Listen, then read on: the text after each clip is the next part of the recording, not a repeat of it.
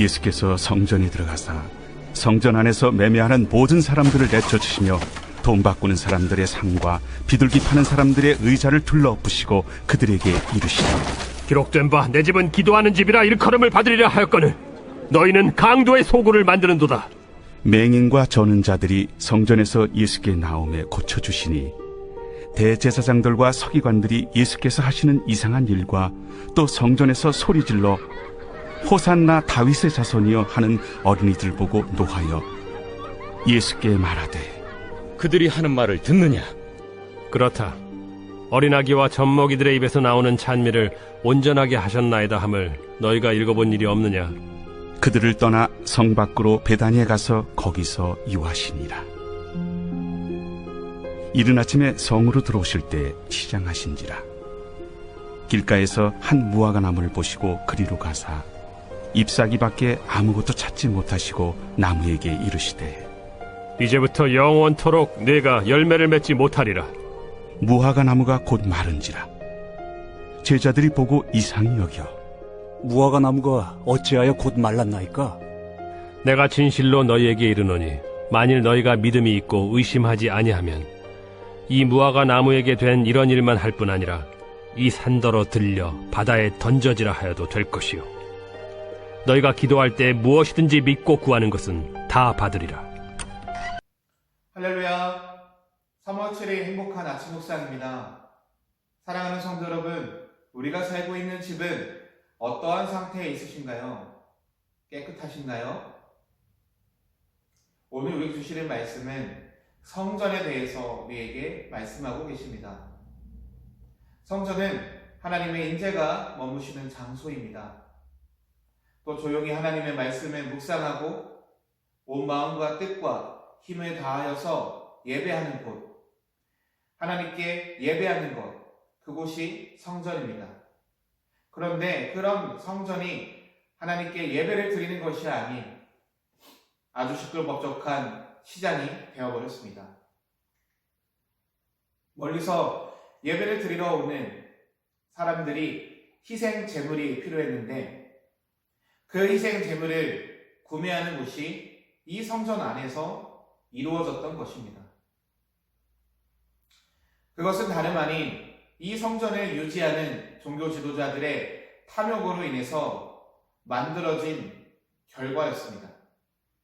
성전 안에 시장을 두고 그리고 외국에 있는 순례자들을 위해 돈을 바꾸는 것을 마련한 것이었습니다. 여러분 한번 생각해 보십시오. 수천 마리의 짐승이 내는 소리들, 그리고 그 동물들의 냄새, 시끄러운 소리들. 여러분, 다른 것 때문이 아닙니다.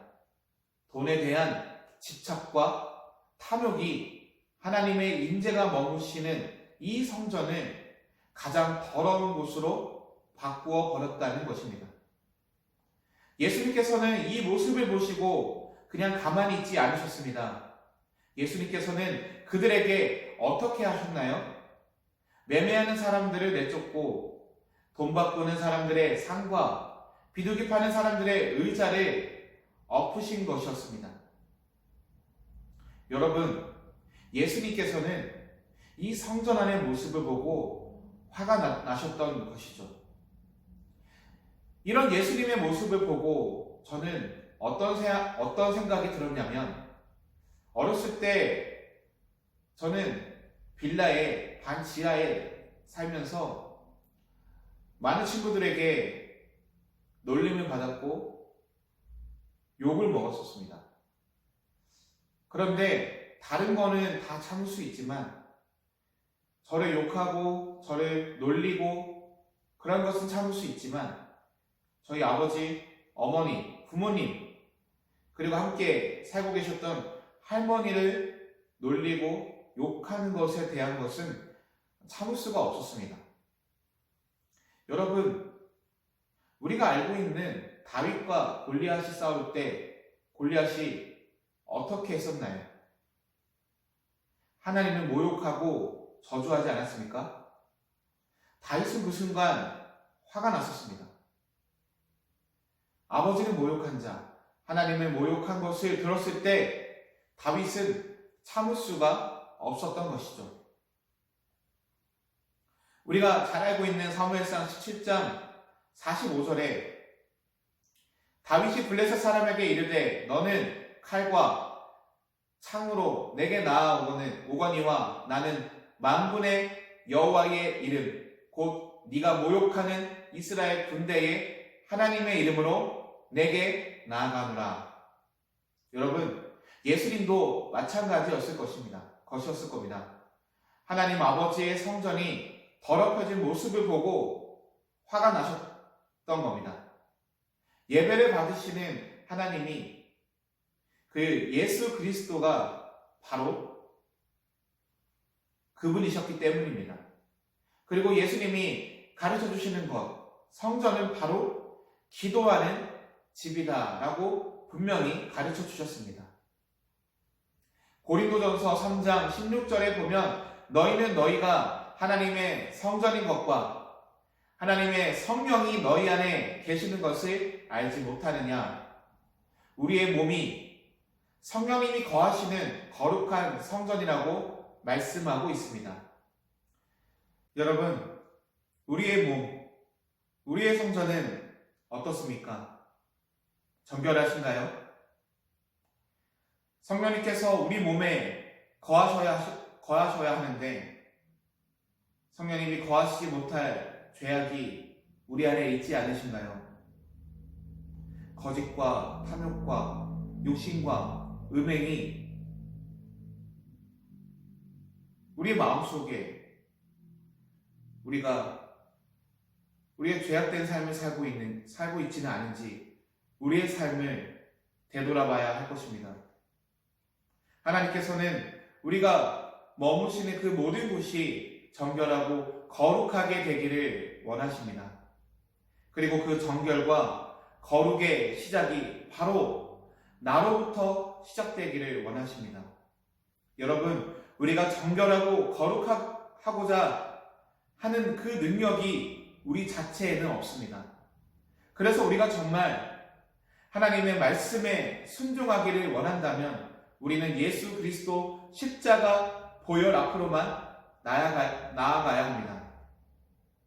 오직 예수 그리스도의 그 보혈만이 우리를 정결하게 해주십니다.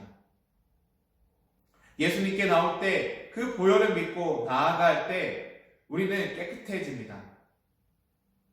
그뿐만 아니라 치유되고 회복되는 은혜를 경험하시길 소망합니다.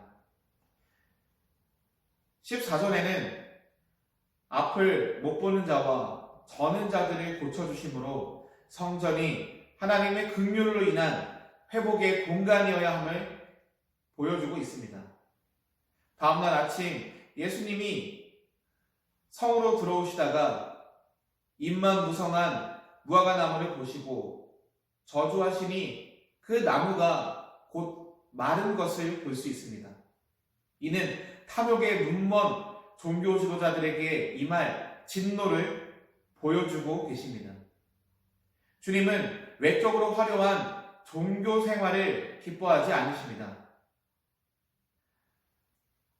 사랑하는 성도 여러분, 믿음의 기도로 주님의 뜻을 이루며 열매 맺는 삶을 살아가시길 바랍니다. 이제 오늘부터 29일의 기도행전이 시작됩니다. 성도분들의 믿음의 기도가 응답되시길 소망하고 축복합니다. 제가 기도하겠습니다. 사랑의 하나님, 오늘 우리에게 주신 말씀처럼 우리 안에 더럽혀진 성전, 우리의 거짓과 탐욕과 음행과 그런 모든 것들을 하나님 용서하여 주시고 온전히 하나님께서 늘 우리와 함께하여 주시고 우리 가운데 임재하여 주셔서 우리가 날마다 하나님 말씀으로 또한 우리가 하나님께 간절히 기도함으로 나아갈 때에 우리 안에 모든 기도의 문제들이, 우리 안에 모든 기도들이 하나님께서 응답하실 줄 믿습니다. 29일의 기도행전을 통하여서 하나님의 놀라운 은혜가 우리 사랑하는 천안침례교회 모든 성도분들 그리고 모든 가정들 가운데에 하나님께서 임재하여 주시고 우리의 간절한 기도를 하나님 응답하여 주시옵소서. 감사합니다. 예수 그리스도의 이름으로 기도드렸습니다. 아멘.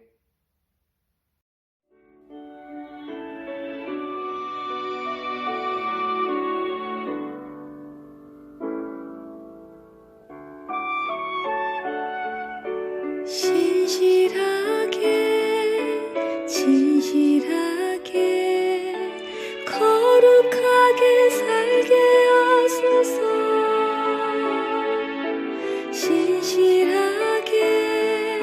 진실하게 거룩하게 살게 하소서.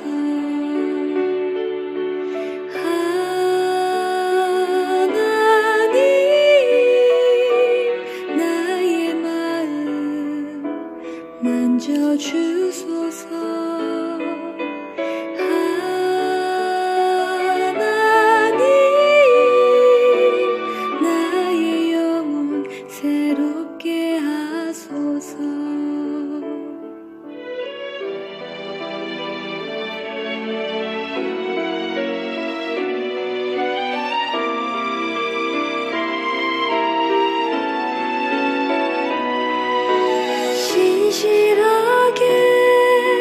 진실하게 거룩하게 살게